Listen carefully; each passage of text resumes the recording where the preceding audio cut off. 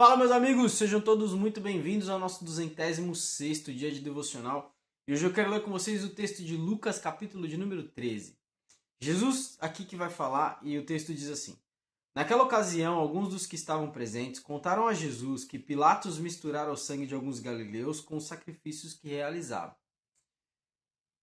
Eles contaram isso para Jesus. Olha a resposta de Jesus. Jesus respondeu: Vocês pensam que esses galileus eram mais pecadores que todos os outros galileus por terem sofrido dessa maneira? Eu digo que não. No entanto, se não se arrependerem, todos vocês também perecerão. Ou vocês pensam que aqueles 18 que morreram quando caiu sobre eles a torre de Siloé eram muito mais culpados do que todos os outros habitantes de Jerusalém? Eu digo que não. Contudo, se não se arrependerem, todos vocês também perecerão. E aí depois ele vai contar uma parábola de uma figueira que estava plantada dentro de uma vinha, para as pessoas pensarem a respeito. E essa parábola vai dizer que a pessoa ia lá toda vez na figueira procurar fruto, e não tinha. E aí ele disse, corta fora o senhor, né, o dono da terra, né, disse, corta fora essa figueira aí que não dá fruto. E aí o cuidador da figueira disse, deixa eu cuidar dela, eu vou podar ela, eu vou adubar ela, eu vou limpar, eu vou cuidar. E quem sabe daqui a um tempo ela dê fruto. Se não der fruto, aí tudo bem, aí você corta ela. E é uma parábola que acaba assim, dessa forma. É só uma pequena parábola. Que ele conta logo após dessa afirmação que ele faz sobre... Vocês acham que só porque algumas pessoas sofreram acidentes terríveis, elas são mais pecadoras do que vocês? Ele diz que não. Vocês, se não se arrependerem, também perecerão. Eu tenho me encontrado com pessoas, e tenho visto isso em muitos lugares, que existe parece que uma realidade paralela onde elas se veem como melhores. Ainda que elas estejam mergulhadas em todo tipo de pecado, elas olham para outras pessoas achando que os pecados das outras pessoas são piores. E por isso elas se veem em uma condição melhor. Esses dias uma pessoa me perguntar, você ouve a música de tal igreja? Eu disse, sim, eu escuto, são boas canções, bons louvores, né? E a pessoa diz, nossa, eles são os piores, eles são cheios de isso e daquilo. Tem pecado disso, pecado daquilo lá. E eu disse, sim, mas isso tem em todo lugar. Então, por isso a gente tem que parar de cantar. Porque na cabeça da pessoa ela é melhor do que as outras. Na cabeça desse tipo de gente, eles são melhores do que as pessoas que cometem pecados. Mas eu já disse aqui em tantos lugares e quando eu prego, eu sempre falo. A gente acha que o pecado dos outros é pior porque todo mundo sabe do pecado das pessoas, mas o nosso está encoberto. A diferença é só circunstancial. Que o pecado das outras pessoas todo mundo sabe, mas o seu ninguém sabe. Ou talvez sabe, mas você acha que não tem problema nenhum. Não existe diferenciação entre pecados. Pecado é pecado. Do menor ao maior, se é que existe um grau. Desobediência ao Senhor é igual. Não existe uma medida. Desobedeceu. Você é desobediente. Você está transgredindo a lei do Senhor. Então, Jesus ele vem e coloca a gente nessa situação. Ele fala, não é só porque pessoas sofreram terríveis tragédias que você é melhor do que elas. Se você não se arrepender, você também vai perecer. E aqui Jesus nos mostra que então a preocupação não é a preocupação física, mais uma vez. A preocupação nossa não é estar fisicamente, socialmente, intelectualmente bem, de acordo com a sociedade, mas é estar bem com o Senhor, com o céu. Porque às vezes você vai ser condenado pela sociedade por estar fazendo certo. Porque às vezes você vai ser condenado só porque você... Hoje existem muitas palavras, mas às vezes você está só sendo cristão, você só está sendo um tradicional, guardando os preceitos da palavra. Vão te chamar de religioso, vão te chamar de cringe, vão te chamar de machista, vão te chamar de retrógrado, vão te chamar de, enfim, de religioso para pior, de fundamentalista, de legalista, de um monteísta.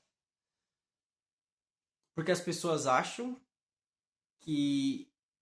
E esse é um outro engano da sociedade, maluco, mas elas acham que quanto mais pecado elas fazem, quanto mais terríveis são suas vidas, mais liberais elas são, e quanto mais liberais elas são, mais evoluídos eles são, e por isso você que não comete as mesmas coisas é retrógrado, é antigo, é tradicional demais, é hipócrita. Faz muito sentido, né?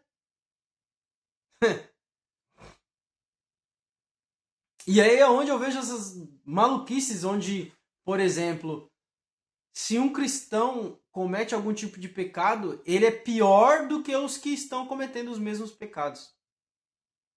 Porque ele era cristão. Como se ser cristão te desse algum superpoder, né? Assim, de transmutação física, onde você não tivesse as mesmas necessidades e tentações mais como todas as demais pessoas. Eu consigo ver de outra forma. Quando você se torna um cristão verdadeiro e tem seu coração na palavra, a sua tentação se torna muito mais vívida, porque aí você sabe que você tem que negar. Uma coisa é a pessoa ser tentada por algo que ela já é escrava. Ou seja, ela é escrava da imoralidade sexual. E aí, toda vez que ela sente uma vontade de ir lá e praticar esse pecado, ela vai e faz, porque ela acha que ela está exercendo a sua liberdade, quando na verdade ela é escrava da imoralidade sexual. Agora, quando um cristão vai lá e sabe, nossa, isso aqui, cara, isso aqui é imoralidade sexual, eu não posso fazer isso. E aí ele é tentado naquela área, aquela tentação se torna ainda mais evidente, porque você sabe exatamente o que o seu corpo deseja, quer, e você sabe que você tem que lutar. Então, para mim, a tentação para o cristão é ainda mais difícil. Ainda mais que ainda que a gente tenha o Espírito Santo e a presença do Espírito Santo, não quer dizer que a gente se torne super-heróis. Não quer dizer que só porque a gente lê a palavra, a gente faz o nosso devocional diário, ou a gente vai para a igreja e a gente prega, a gente canta, a gente toca, a gente evangeliza, a gente é missionário, etc e tal. Não quer dizer que as suas fraquezas deixem de existir. Elas vão continuar lá para sempre. Até, não para sempre, mas até aquele dia. Até o dia em que a corrupção é revestida da incorruptibilidade. Então, quando Jesus fala essas comparações, é muito importante que eu e você realmente dê atenção para essas coisas. Mas o divisor de águas nisso tudo é que quando você olha para a sociedade, ela cobra coisas físicas, ela cobra coisas momentâneas. E Jesus, quando está falando aqui, ele está falando de eventos físicos que acontecem, tragédias, mas eu acredito que ele não está falando de coisas passageiras, temporárias, ele está falando do que é eterno. Então ele está dizendo assim, só porque essas pessoas viveram essas tragédias, vocês acham que na eternidade vocês são melhores do que eles? Porque todos seremos julgados na eternidade. Então, quando a gente olha para a eternidade, ele está dizendo, se vocês não se arrependerem, vocês também perecerão. Ele está querendo dizer que tanto aquele que sofreu tragédias quanto aquele que não sofreu tragédias, se ambos não tiverem se arrependido, ambos vão perecer a morte eterna. Então, arrependei-vos. Que a gente tenha sempre um coração arrependido, que a gente sempre busque arrependimento, que a gente sempre busque a presença do Senhor para que a gente possa derramar o nosso coração e pedir perdão, se arrepender completamente. Senhor, me perdoa. Senhor, eu errei de novo.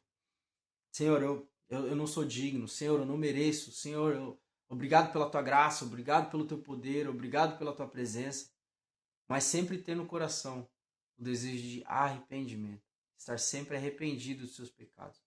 Para que você nunca tome como garantido a salvação. Porque a salvação não é uma garantia. Nós temos a garantia de que seremos salvos se assim estivermos em Cristo Jesus. Se assim tivermos Ele como Senhor e Salvador das nossas vidas e aquele que transforma o nosso coração de dentro para fora.